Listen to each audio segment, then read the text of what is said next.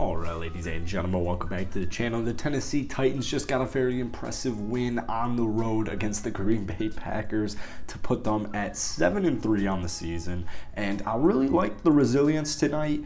They had, what was that, the fourth quarter touchdown of the season? Crazy.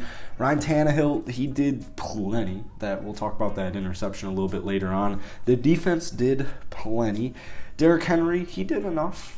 Packers did a pretty good job defensively. They came in with a game plan to pretty much just stop the run. Derrick Henry finished 28 carries, 87 yards, just 3.1 yards per carry, and a touchdown. But he had a throwing touchdown, and he also had that really nice wildcat just diving over on fourth down. So I like the play call. I like the creativity. It kind of reminded me of last week, what I saw when they had the flea flicker with Derrick Henry. Just opening up, using a little bag of tricks. So before we get any further into this video, if you guys enjoy it, you want more Titans content, be sure to hit that like button, hit that sub button. I am going to be covering them for the remainder of the season. Ryan Tannehill, see, this reminded me of last week because here's the bottom line. Both sides, offense and defense, Tennessee was missing a couple of cats, mainly on the defensive end. And I think, Aaron Rodgers, he had 2 touchdowns, but they stopped the run. They held Green Bay to less than 3 yards per carry, and they held Aaron Rodgers to less than 6 yards per completion. So defensively, and we saw Simmons right there at the end get the game-winning sack, essentially. The defense did a phenomenal job, and they've pretty much been doing it all season. It's next man up, and they attack the quarterback. They limit the run. They're the second best, and they might be the best rushing defense in the NFL right now after this week. But heading into this week, they were the number 2 ranked defense as far as running goes. Defensively, since week 2, they've given up 17 points a night. A little less than 17 points a night. Some are like 16.1, 16.2, or 16.3, whatever. 16 point something points per game defensively since week 2, where they started off 0-2, right? Green Bay had 17. Now, I know this isn't the same, unfortunately for me, this isn't the same Green Bay Packers team as seasons past, but nonetheless, you held Green Bay to 17 this week. I know it's not the same Russell Wilson as the past, but you held him to 10 points last week. Defensively, I have no concerns. Literally, all I need them to do, if you're a Titans fan, I think you guys would agree with this, you know how elite it is. We know exactly how elite it is. We know they can we know they can cause turnovers. We know they can force turnovers. We know they're going to get sacks. Last week, they had 40 pressures and 6 sacks. They didn't get as many sacks this week, but just 1. They were still rushing Rodgers, especially late in the game. And like I said, they clogged up the running game just from the get-go. Green Bay, 19 carries, 56 yards for 2.9 yards per carry. I mean, it was disgusting, absolutely disgusting. So defensively, I have no concerns. I just need them to get healthy. That is literally it. Offensively, what I was trying to say is, although Henry did end up rushing for 87 yards, last week it was a little bit less. I really like a banged-up Ryan Tannehill making plays. That interception was disgusting. Tannehill really tonight threw 2 bad throws. He finished the game 22 of 27, 333 yards, 2 touchdowns, and an interception for a quarterback rating of 127.3, 12.3 yards per reception.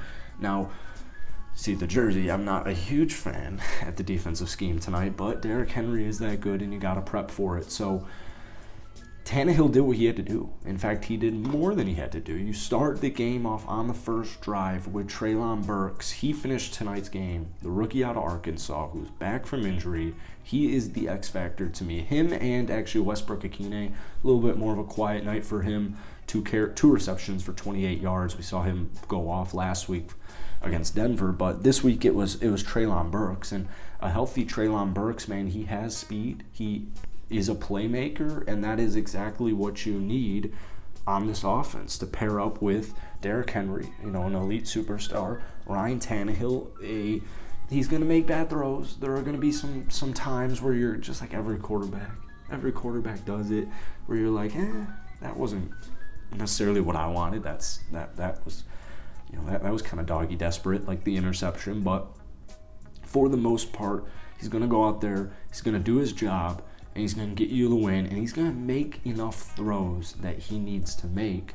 But if you can get Treylon Burks as your X factor, that is a big deal. Now, I know they lost, Julio last year didn't work out. I know that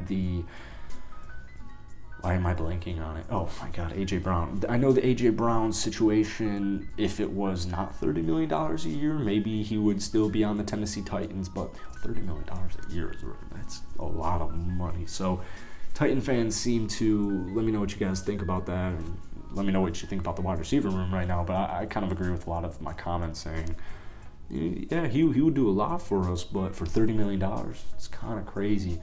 Curious where Titans fans stay now on the OBJ sweepstakes. I don't think he's going to go to Tennessee. I think he's going to go to Kansas City or Buffalo. Actually, though, we'll see. I don't think Tennessee really is completely out of the OBJ sweepstakes. And when you have a head coach in Mike Vrabel, which we saw tonight, just kind of how dedicated, he comes in with a plan. He has his players just prepared in every way, shape, or form. It's literally, Mike Vrabel is the perfect head coach. He's a guy's guy. He's a football dude, top to bottom. His resume speaks for himself. He was a hell of a football player, and now he's a hell of a coach. So I don't know who wouldn't want to play for Mike Vrabel, but Robert Woods also chipped in, 6 receptions, 69 yards. A healthy Robert Woods is something I'll take.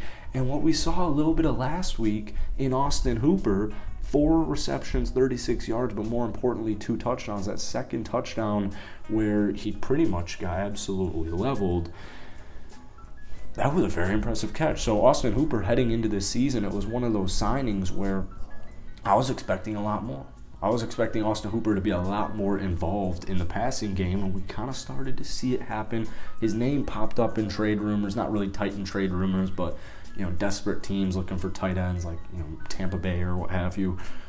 But you pair him with a Okongwu, that's a very nice tight end 1, tight end 2 situation. You've got a nice little veteran, and he's not that old. You got a nice little veteran, and you have a nice rookie. So it's a cool dynamic to have, and it's cool to see Austin Hooper the last 2 weeks really kind of not even step up and show up, but they're getting him involved. They're just getting him involved.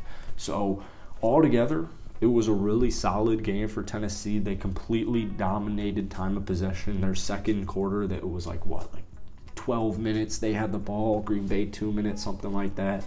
Their drive, which ended at the 1-yard line, this game could be 34-17 somewhere.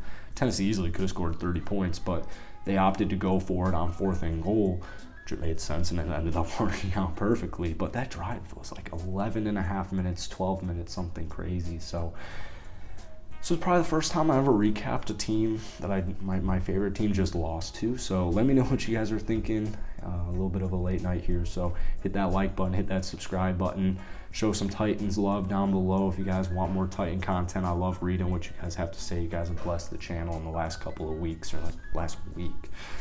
That's it for today. Peace.